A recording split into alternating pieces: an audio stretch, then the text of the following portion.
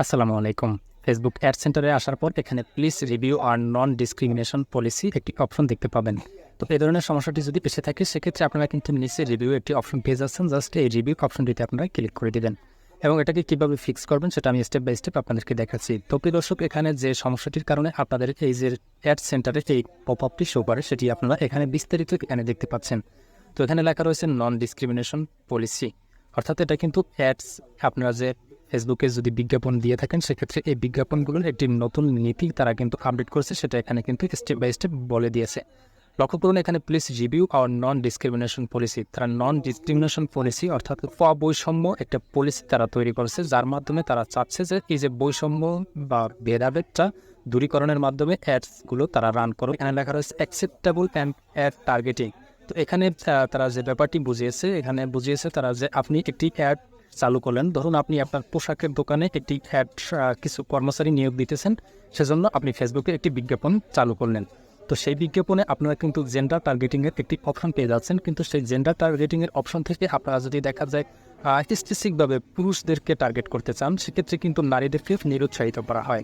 তো এই যে জেন্ডার বৈষম্যটা আপনি বিজ্ঞাপনের মাধ্যমে করতে চাচ্ছেন, তো এটারই কিন্তু একটি নীতি তারা কিন্তু প্রকাশ করছে যে এটা কিন্তু করা যাবে না। কারণ এক্ষেত্রে যদি আপনি একটা পোশাকের দোকানে একজন কর্মচারী নিয়োগ দেবেন, সেক্ষেত্রে আপনি পুরুষদেরকে টার্গেট করার মাধ্যমে কিন্তু আলটিমেটলি আপনি নারীদেরকে নিরুৎসাহিত করছেন। এটা কিন্তু ফেসবুক কিন্তু বর্তমানে এটা এভাবে যদি আপনি করে থাকেন সেক্ষেত্রে কিন্তু আপনাকে দেখা যায় পলিসির আন্ডারে ধরবে এবং আপনার আইডিতে সমস্যা দেখা দেবে, বা বিভিন্ন দেখা যায় অ্যাড অ্যাকাউন্ট রেস্ট্রিক্টেড করে দিতে পারে বা ডিজেবল পর্যন্তও কিন্তু এটার জন্য করে দিতে পারে।